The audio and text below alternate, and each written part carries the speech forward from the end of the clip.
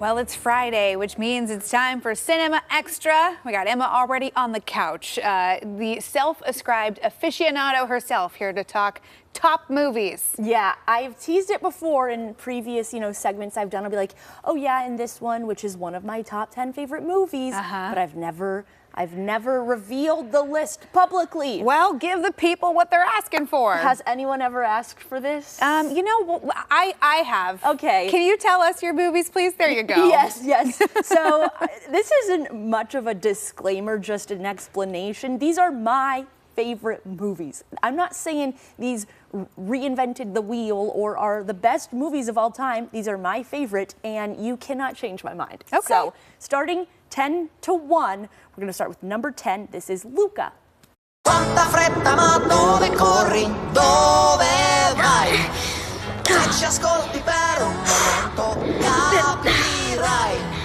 Lui è il gatto ed io la volpe. Stiamo in società. Wow, Luca. That was hard to watch. You, coming? The only quote-unquote children's movie on this list. The Pixar film came out in 2021 and has been a standout when it comes to Pixar in the last few years, at least. For me, I consider this a story about finding yourself, finding love, and finding a different kind of family. I love Luca so much. I recommend it to anyone. Great movie. Really cute film. Super cute. I mean, for the whole family. Disney Pixar, they always knock it out of the park. I already know if it's a Pixar film, I'm probably going to cry. Yeah. I did get a little misty-eyed for this one. I know, the end, cute story. I think I truly did shed a tear at the end. So that's number 10. Going to number 9, we have the Wes Anderson film, The Royal Tenenbaums, and it's, of course, in that Wes Anderson style. You know, they break the fourth wall and they have a narrator, so this one stars his favorite cast of characters, including the likes of Gwyneth Paltrow, Luke Wilson, Owen Wilson. I love The Royal Tenenbaums. It's my only Wes Anderson pick on this list, but I mean, I appreciate his movie style. I think he always does something, at least visually, very, very cool. I mean, as someone who, appreciates the cinema, I'm not surprised to see a Wes Anderson film on your top 10 list. This was a good one. I had to. And these next two star the same amazing woman. We've got 8, Erin Brockovich. This stars Julia Roberts, and it's a biopic about the paralegal and activist who was instrumental in building a case against PG&E back in the day when some people were falling victim to these issues with their water. They were getting really sick, and it was a paralegal who stood up and fought for these people. It stars Julia Roberts, and she only has 2 nominations for Best Actress at the Oscars. This is her only win. Really? Yeah. Huh. I didn't know that, but a well-deserved win. She was fantastic in this film. And her only other nomination for Best Actress is my number 7 pick, which is Pretty Woman. Richard Gere and Julia Roberts set the standard too high in this rom-com, and it's a rom-com which, let's just say it how it is. You know, rom-coms are like, oh, it's you and the gals or you and your girls. You're gonna go watch this movie.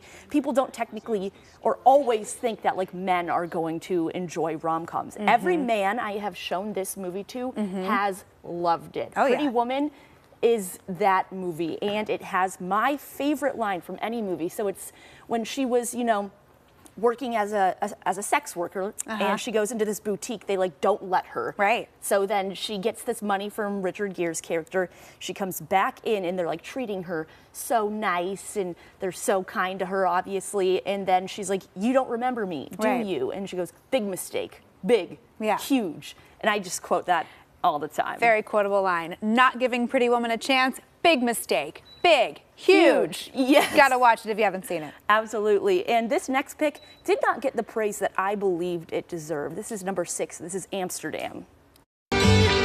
We formed a pact, and we swore to protect each other, no matter what.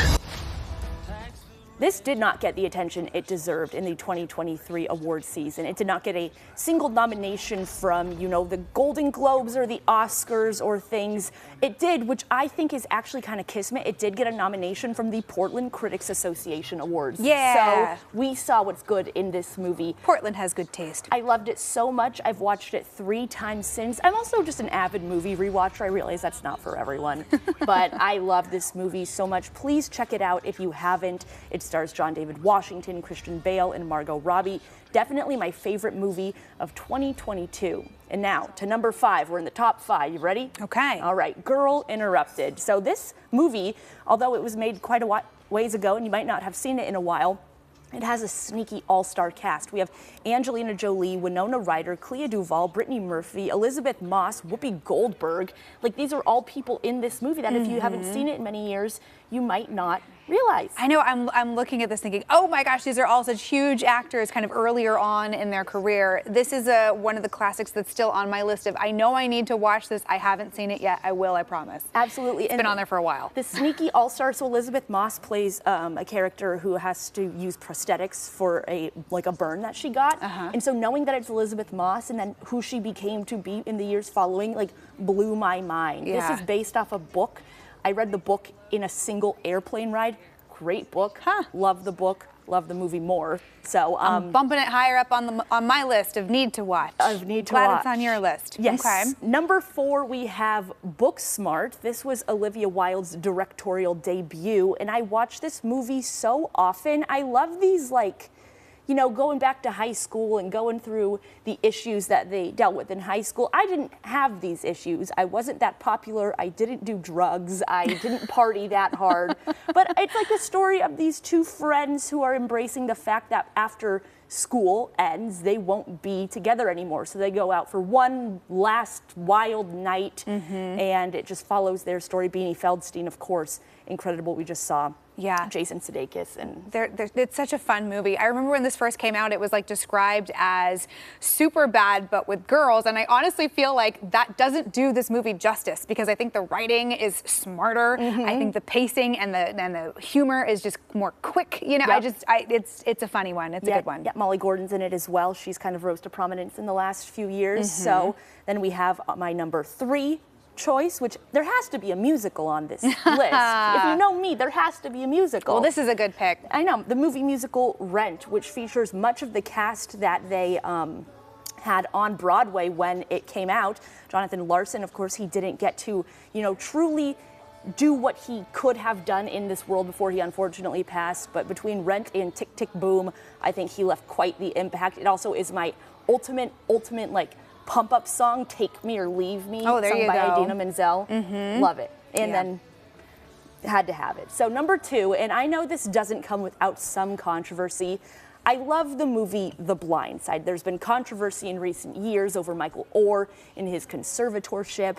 When this movie came out, I thought it was such a cool telling of the story of this young boy who joined this family and ultimately became such a big star. Sandra Bullock obviously stole the movie. That was it for me. I've seen this movie so many times, I could quote it today. Yeah, it is. It's disappointing to kind of see some of the stuff that's played out in the real world since this film came out, because it was such just a wonderful feel-good story, and you just loved it. But it's a great film. Yeah, and it's something that, you know, we have to confront eventually with these films. As we learn more, we become better people. So I am not afraid to say that, like, I will continue to confront these issues. I still very much loved that movie. And now it's time for my number 1 pick. Drum roll. What is it? The Perks of Being a Wallflower. Oh. You know, they say if you make one friend on your first day, you're doing okay. Hey, freshman toad! Look at him! Come on, hop! Let's move it, boys! If my English teacher's the only friend I make today, that would be sort of depressing. You saw Paul Rudd there. You also see Logan Lerman and Emma Watson. This is based off the book by Stephen Chbosky. It is, if you read the book and watch the movie, or watch the movie and then read the book, oftentimes we have this discourse where... Which is better, Which book is or better. Movie? Yeah. Both good? Equally amazing. Logan Lerman has the same cadence of the character named Charlie, who is featured in the book. It's from his perspective. He is at his peak in this movie. This is my number 1 of 1 favorite movie of all time. My list of 10 changes. It's kind of like a ever-changing list. This, for now, and probably for the time being, will be number That's your number 1? Okay. Yeah. It is one that I have yet to see, so, and your recommendations have not steered me wrong yet, so I'm going to make it a priority to watch Perks of Being a Wallflower. Yes, I want to have one special mention to the movie Spotlight. Of course, it was fantastic, won an Oscar. It's about journalists. We love it. There's Rachel McAdams and Mark Ruffalo and blah, blah, blah. If the list was top 11, if it was my top 11 favorite movies, it would have been on there. But there's my top 10. I like it. For better or worse. Top 10 with an honorable mention. Good stuff. Thanks, Emma.